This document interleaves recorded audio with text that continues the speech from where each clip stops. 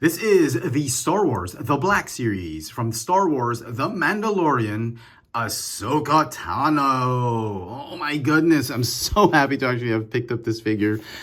I kind of knew this was a figure that was going to be in demand. A lot of collectors are going to be looking for this figure, and I was lucky enough to pick it up at our Toys for under 40 bucks. To be honest, I was prepared to pay 50 bucks for this figure just to get it because I knew it was going to be incredibly difficult to purchase this figure. None of the hobby shops had her on pre-order, especially this entire wave. I never saw a shop put it up on pre-order, but I guess the toy gods were smiling at me.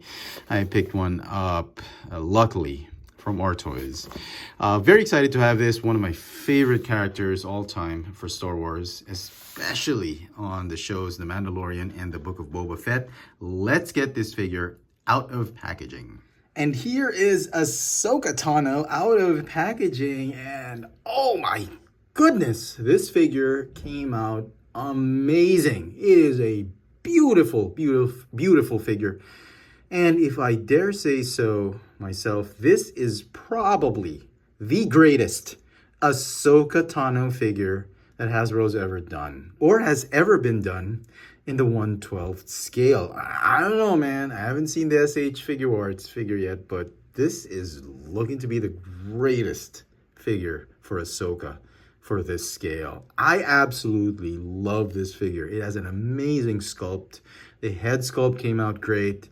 Lightsabers are okay. The articulation, the way they've sort of engineered it with the sculpt, it is a beautiful, beautifully made, well-designed figure from Hasbro. I absolutely love this figure. So the figure comes with two lightsabers. These were the lightsabers we saw on the show that Ahsoka wielded. Beautifully sculpted hilts, painted silver, some black highlights here and there. It's pretty accurate. I think this is how it looked like on the show. The lightsaber blades are done in this white translucent plastic. I kind of wish they could have done a little bit more with the lightsaber blades, maybe giving it a bluish tint just to make it more white, but as it is, it feels like those tiny straws you get from juice boxes.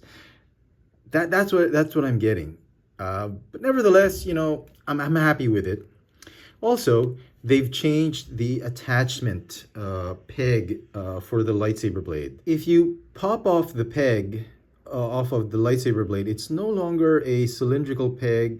It's a flat peg that has some ridges on it. It's a little scary to think that after a few years, this might become brittle and it could just shear off or break off if you're not careful with it. So do be very careful. Although I do appreciate the fact that Hasbro is trying to do some effort to make it easier to put the blade in and out of the hilt. I thought it's an improvement, but just be very careful that you don't break off that very, very thin peg.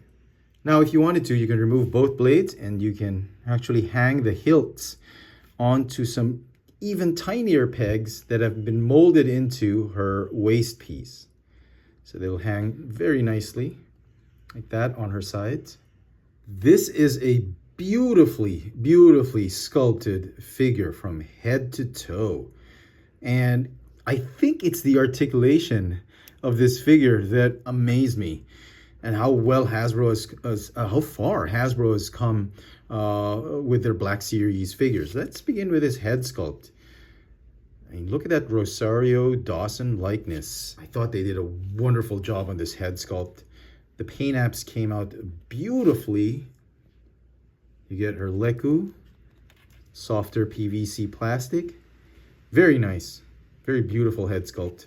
From her tunic down to her pants, her boots, her gauntlets, sleeves. Very nice. Hasbro took their time. They spent extra effort just to give us a very, very accurate Ahsoka sculpt. You get some highlights, some paint apps here on the waist piece, on the gauntlets is kind of reminiscent of her look from the Clone Wars. Same with the boots. She even has those sort of ninja samurai-esque type of footwear. Articulation. The neck is on that triple ball joint. You got a ball joint up here, ball joint in the middle, and ball joint at the bottom. The waist or the upper torso is on a ball joint. There are no butterfly joints for the shoulders, but the shoulders go in and out, forward and backward. You got a ball hinge. I think this is a swivel and a hinge universal joint for the elbow. The hinge allows you for a 100-degree bend. The fists are on swivels and up and down hinges, which is cool. Slightly hindered because of the sculpt of the gauntlets.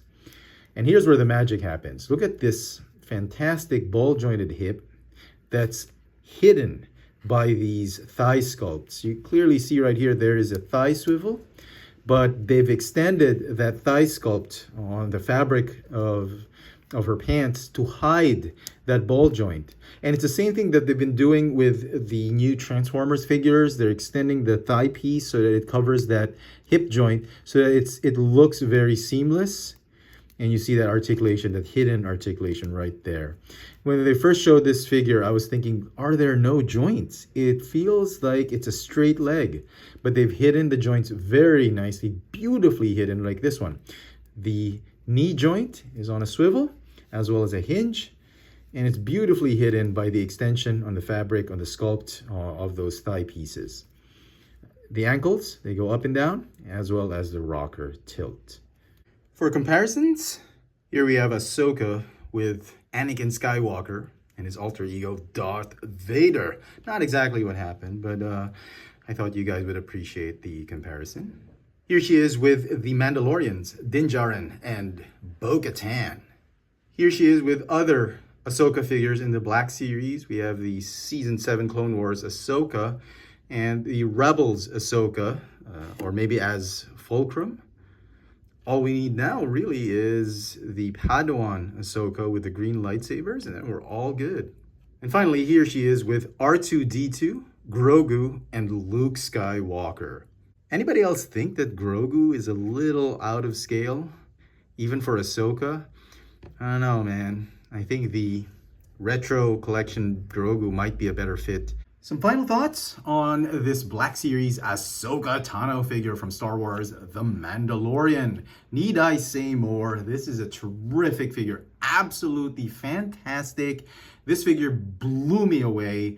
It will receive my legendary 11 out of 10 rating. It is by far the best Black Series figure this year, I believe, and perhaps the greatest ever Ahsoka Tano action figure for this scale. Now, I'm pretty sure this figure is going to be quite difficult to come by, especially if you're a collector here in Manila, where we don't really get a lot of Black Series figures for some reason. And my suggestion is, if you really, really want this figure, be prepared to spend money for it. If you have to pick up just one Black Series figure this year, my recommendation is you save up money and pay a little bit more for this figure. My price ceiling, if you live here in Manila, again, for prices here in Manila, so it's different from the US or Canada or Australia and whatnot, and Europe, I think the price ceiling should be $60. That's, I think, fair. I mean, if you're going to spend 50, 60 bucks